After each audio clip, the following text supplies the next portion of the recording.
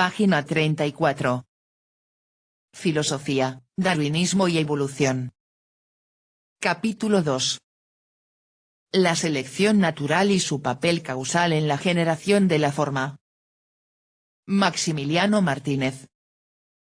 Departamento de Filosofía. Universidad Nacional de Colombia. Introducción. ¿Cómo entendía Darwin el mecanismo de la selección natural? Esta es una pregunta que, al parecer, no tiene una respuesta unívoca hoy día, incluso entre los darwinistas más consumados. Es claro para todos que Darwin explica y resuelve el asunto de las adaptaciones mediante el mecanismo que llamó selección natural. Pero, ¿cuál era el objetivo de Darwin en el origen de las especies, cuyo fundamento es dicho mecanismo? ¿Cómo resuelve Darwin el enigma del diseño en la naturaleza? Lo hace al dar una respuesta diferente, no teológica, a la que dio Paley. O más bien Darwin trataba de cambiar el foco de la investigación biológica/evolutiva hacia una perspectiva de tipo poblacional, más que individual. Mi interés en este texto no es averiguar cuál era el objetivo concreto de Darwin, de hecho, supongo que tenía varios, entre los cuales están los dos que acabo de mencionar. Aunque concuerdo con algunos en ver a Darwin como el proponente de una explicación del diseño en la naturaleza alternativa a la de Paley, mi objetivo, en el presente escrito, es dar los primeros pasos en la composición de una noción de selección natural lo suficientemente robusta que explique su capacidad creativa y capture la intuición que Darwin tenía al respecto. Esta noción robusta de selección natural creativa, a mi modo de ver, puede construirse mediante la conjunción de algunos trabajos en el área. Para ello, retomo las ideas de Ayala, Neander y Campbell, quienes proponen una selección positiva, con incidencia directa en la creación de las adaptaciones, y las comparo con el trabajo de Sauber, para quien la selección natural es una fuerza meramente negativa sin incidencia directa en el origen de la novedad fenotípica.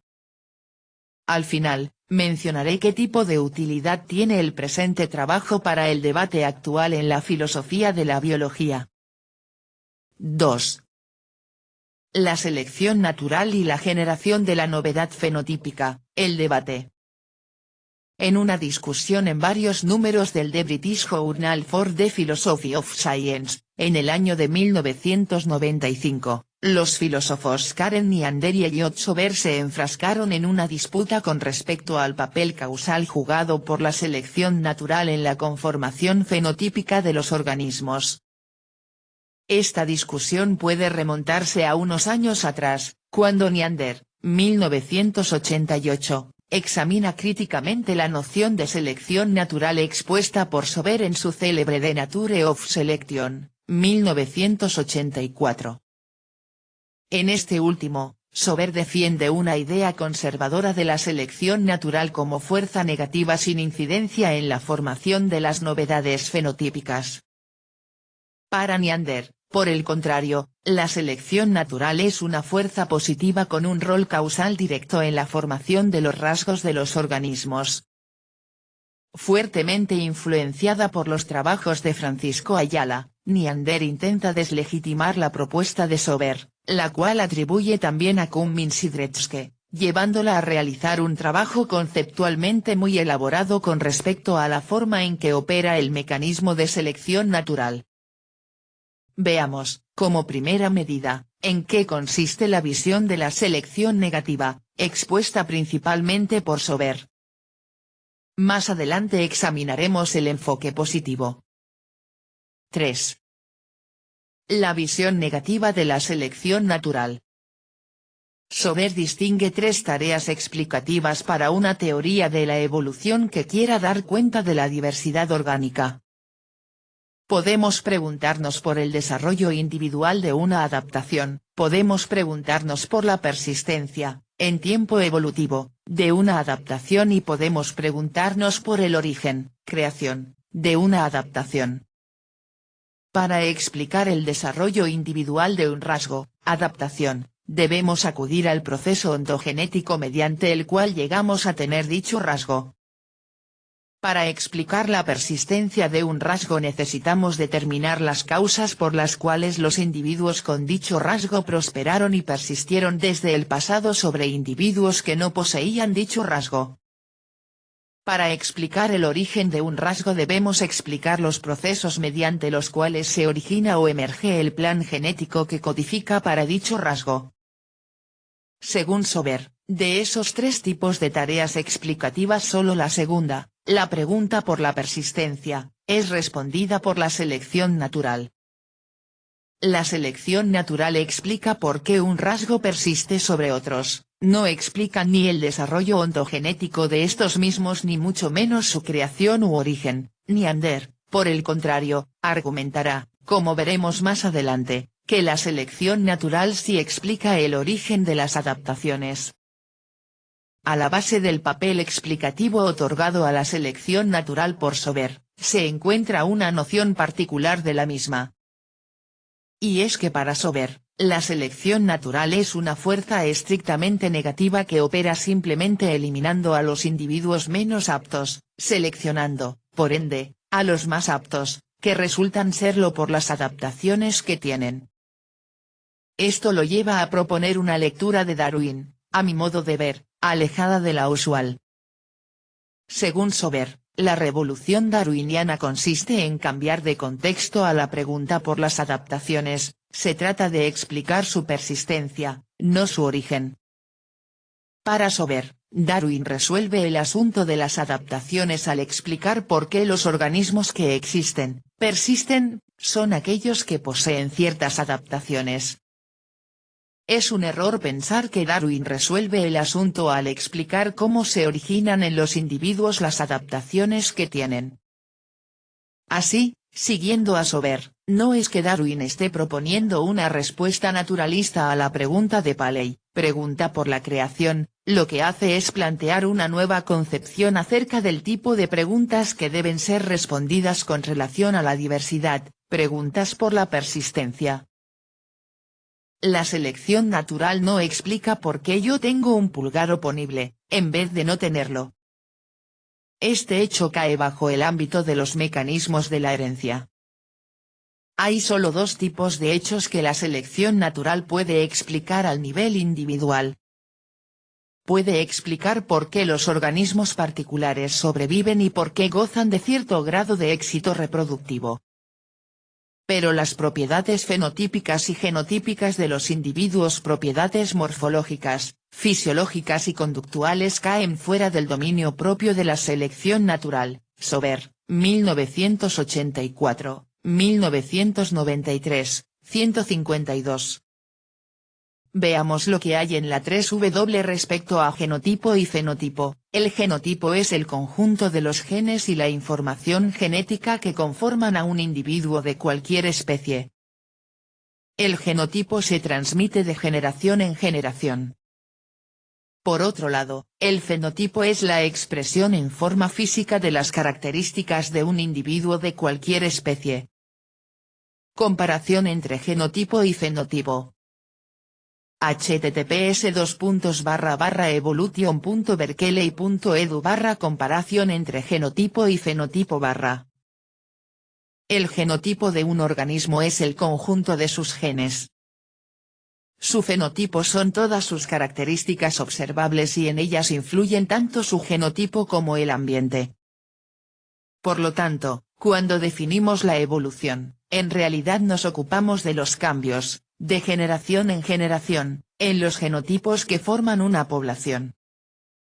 Sin embargo, dado que el genotipo de un organismo por lo general influye en su fenotipo, es de esperar que los fenotipos que forman la población cambien también. Por ejemplo, las diferencias de genotipo producen distintos fenotipos. Estos gatos domésticos tienen genes diferentes para la forma de las orejas que hacen que uno tenga orejas normales y el otro orejas curvadas en forma de rizo. Un cambio en el ambiente también puede afectar al fenotipo. Aunque a menudo pensamos que los flamencos son rosas, ser rosas no está codificado en su genotipo y es el alimento que comen lo que hace que su fenotipo sea blanco o rosa. La razón para defender esta distinción es simple: para Sober, la selección natural explica únicamente la frecuencia o distribución de un rasgo en una población, por qué los individuos que lo poseen sobrevivieron y persistieron. No explica el origen o creación de las adaptaciones mismas en un individuo particular. La explicación seleccionista tiene como foco la población y no el individuo. 4. Apoyos intuitivos a la visión negativa. Encontramos algunos apoyos intuitivos para el enfoque negativo de la selección natural. A. El proceso de selección natural es un proceso de dos etapas: generación aleatoria de variación heredable, por mutación, recombinación, etc. y posterior selección de dicha variación preexistente. Aquí, las variaciones son creadas por las mutaciones y la selección natural simplemente escoge entre ellas, una vez ya están presentes, dependiendo su grado de aptitud. B. La selección natural es asimilada a un cedazo o filtro: los individuos y sus planes genéticos son arrojados al cedazo de la selección natural, condiciones de vida, decantando a los más adaptados y eliminando a los menos adaptados. Esta metáfora del filtro es similar a la de la selección natural podando el árbol de la vida. La selección natural determina cuáles ramas se quedan y cuáles se eliminan, pero el árbol es necesariamente una forma previa a los cortes.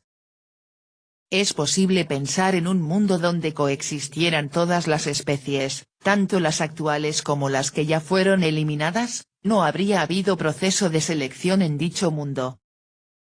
La selección natural no habría tenido ningún papel en la creación de los organismos y sus adaptaciones. Una condición para ello es que tal mundo debería tener recursos ilimitados. Nuestro mundo, por el contrario, tiene recursos limitados, lo que propicia la competencia. Pero la competencia no crea los organismos, ellos son una condición previa para ella. Me parece pertinente anotar la dificultad, imposibilidad, de pensar en un mundo tal, pleno de recursos. Un mundo sin lucha por la existencia requeriría no solo recursos infinitos, cualquier cosa que ello quiera decir, también cambio en las formas de alimentación de los seres vivos. Además de Sober, André Arieu, 2003, defiende el enfoque negativo de la selección natural apoyado en las intuiciones que acabo de exponer. Arieu, en una ingeniosa respuesta a The Mind Doesn't Work That Way, de Fodor, sostiene que los rasgos, que componen a los fenotipos, están necesariamente presentes antes de que la selección natural pueda favorecerlos. Así, siguiendo a Sober, Arieu afirma que la selección natural explica por qué los rasgos están presentes al explicar el incremento de su frecuencia en una población, ella no explica cómo se originan. 5. El ejemplo de Sober. Sober da un apoyo adicional a su visión de la selección natural negativa al acudir a la distinción de Lewontin entre explicación del desarrollo y explicación de la selección, explicaciones según el contexto, para Lewontin. La primera, como vimos, da cuenta de cómo los individuos de una población adquieren ciertas propiedades, cambio individual. La segunda explica cómo una población viene a componerse de individuos con ciertas propiedades, cambio en la población. Como mencionamos arriba, estos son dos asuntos totalmente diferentes y la selección natural solo explica el segundo. Sober tiene un ejemplo muy ilustrativo al respecto.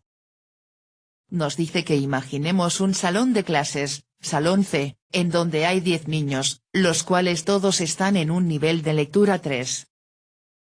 Ahora, si nos preguntamos por qué los niños del salón C leen en un nivel 3, podemos responder de dos formas. Si tomamos en cuenta la explicación del desarrollo, entonces debemos explicar cómo cada niño va desarrollando paulatinamente la habilidad de leer, hasta llegar al nivel 3. Si atendemos a la pregunta por la selección, debemos averiguar cuál fue el criterio exigido para permitir el ingreso de los individuos al salón C, en este caso, tener un nivel 3 de lectura. En el primer caso los niños se toman como individuos dinámicos, en el segundo se toman como estáticos, figura 1. Nos dice Sober, la frecuencia de los rasgos de una población puede ser explicada por la selección natural, pero esta no puede explicar la posesión misma de esos rasgos en dicha población. Punto. Las explicaciones seleccionistas, a diferencia de las del desarrollo, no explican hechos que se dan al nivel de las poblaciones agregando las explicaciones que se dan a nivel individual. La selección natural puede explicar por qué todos los individuos en el salón C leen en un nivel 3, pero no lo hace mostrando cómo cada uno adquiere tal capacidad. Así, para Sober, el único criterio para permitir el acceso al salón C es que el individuo tenga un nivel determinado de lectura, nivel 3, sin importar cómo adquirió y desarrolló tal capacidad, el cual es un asunto completamente diferente, y el cual puede tener, en cada caso, una respuesta diferente. Las dos explicaciones dan cuenta de por qué los individuos del salón C leen en un nivel 3, pero lo hacen ubicando tal proposición en diferentes contextos. La historia del desarrollo nos dice cómo cada individuo adquiere la habilidad de lectura que tiene. La historia de la selección muestra cómo el salón contiene individuos que leen en un nivel 3 y no individuos con otros niveles de lectura. Hasta aquí he expuesto los principales argumentos que dan apoyo al enfoque negativo de la selección natural. Nos concentraremos ahora en el enfoque positivo. 6. La selección natural como una fuerza creativa. No solo Neander defiende el papel causal positivo de la selección natural, Ayala y Gould pueden contarse como importantes partidarios de esta visión. Aunque Gould lo hace, como es de suponerse, por razones muy diferentes a las de Ayala y Neander. En su monumental libro The Structure of Evolutionary Theory, Gould afirma: la selección natural obviamente se ubica en el centro de la teoría de Darwin, pero debemos reconocer como su segundo postulado fundamental la afirmación de que la selección natural actúa como la fuerza creativa del cambio evolutivo. La esencia del darwinismo no puede residir en la mera observación de cómo opera la selección natural porque generalmente se ha aceptado un papel negativo para ella, pues elimina al no adaptado y preserva el tipo. Gould parece estar corrigiendo a Sober. Por otro lado, uno de los principales defensores del papel creativo de la selección natural, Ayala, nos dice: la SN ha sido comparada con un filtro que retiene las escasas mutaciones útiles que aparecen y deja ir a las frecuentes mutaciones dañinas.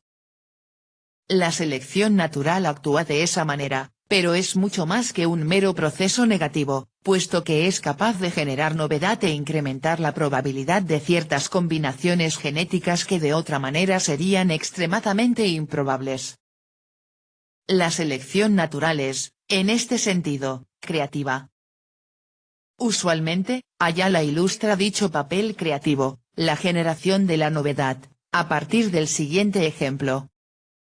Escherichia coli es una bacteria que necesita del aminoácido histidina para su crecimiento.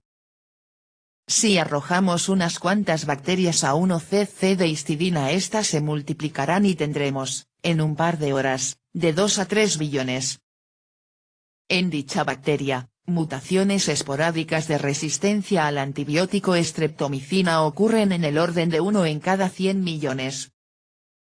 Si agregamos streptomicina a nuestras bacterias, tendremos que solo sobrevivirán de 20 a 30, las cuales, de nuevo, se multiplicarán y en pocas horas llegarán a ser de 20 a 30 millones, todas resistentes al antibiótico.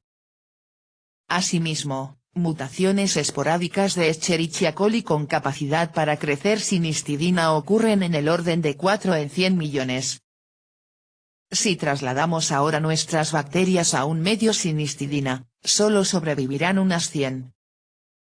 Estas a su vez se multiplicarán y en unas horas serán nuevamente de 2 a 3 millones, todas resistentes a la estreptomicina y con la capacidad de crecer sin histidina.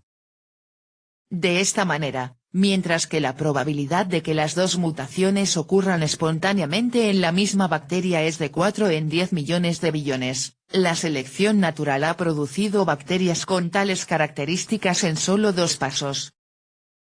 Es en este sentido en que se afirma que la selección es creativa. La selección natural produce combinaciones de genes que de otra manera serían altamente improbables. 7. El argumento de Neander. Muy influida por Ayala, Neander elabora el siguiente argumento para defender la creatividad de la selección natural. Primero, Neander distingue dos tipos de selección, de un solo paso y acumulativa. En una secuencia que genera resultados al azar y luego escoge uno de ellos, secuencia azar/selección, la selección de un solo paso puede envolver múltiples repeticiones, aunque éstas son aisladas y no interconectadas entre sí. A genera S, A genera S, A genera S. Por el contrario, la selección acumulativa envuelve múltiples repeticiones interconectadas. A genera ese factor, A genera ese factor, A genera ese factor. Los resultados de cada tipo de selección son muy diferentes, debido a la manera en que opera cada una. En la selección de un solo paso, el resultado de cada secuencia A/S está aislado de los demás y no altera los probables resultados de las secuencias futuras. En cambio, en la selección acumulativa la secuencia A/S influye y altera los resultados posibles de las secuencias futuras, pues cada secuencia opera sobre los resultados de la secuencia previa. Según Neander, el enfoque de Sober aplica al primer tipo de selección, mas no al segundo. El siguiente ejemplo, el cual es una modificación mía del ejemplo que usa Neander, 1095, 74, ilustra la influencia de la selección acumulativa en la probabilidad de ocurrencia de los resultados posteriores. Imagínese que tenemos una urna que contiene 80 balotas numeradas de 1 a 80.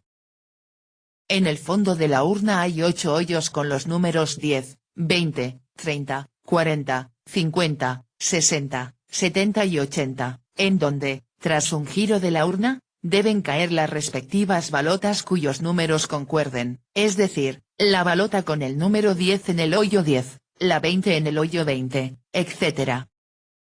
La probabilidad de que, después de hacer girar la urna, caigan en los 8 hoyos las balotas respectivas es extremadamente baja. Podría uno pasarse la vida intentando una y otra vez sin obtener éxito. Ahora, imagine que, en los múltiples intentos, cada vez que una balota acertada cae en uno de los 8 hoyos, ésta permanece allí de ahora en adelante, no se sale de su hoyo en los nuevos giros.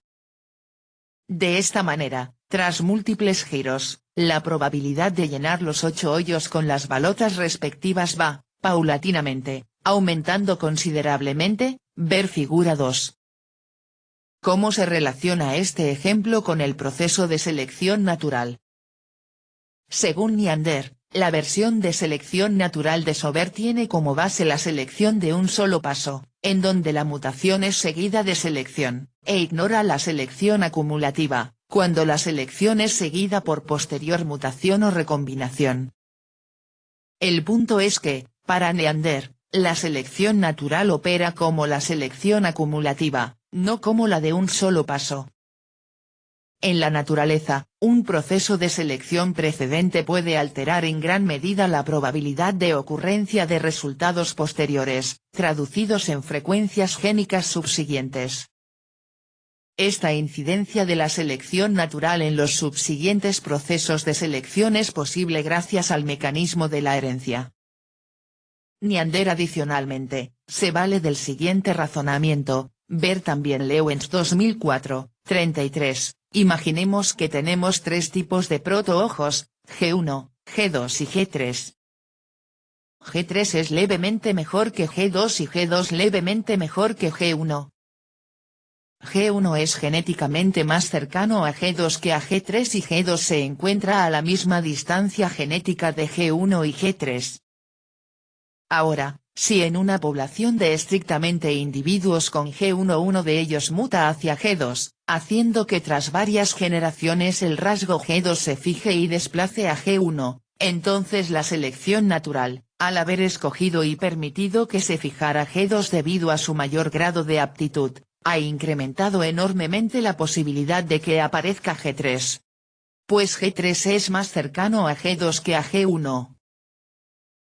Así, en términos probabilísticos, la selección natural promueve los cambios en dirección del incremento del diseño adaptativo, siempre y cuando este incremento implique aumento en la aptitud de los portadores del rasgo. Es en este sentido que Neander toma a la selección natural como una fuerza creativa. 8. Causalidad descendente.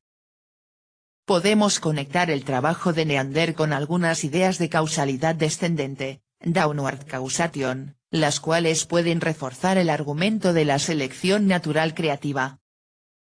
Campbell, en una discusión con respecto al reduccionismo y la organización jerárquica de la naturaleza en niveles, moléculas, células, tejidos, órganos, organismos, poblaciones, especies, ecosistemas, cada uno de los cuales tiene una realidad factual y organiza las unidades reales existentes en el nivel inferior, propone 4 principios.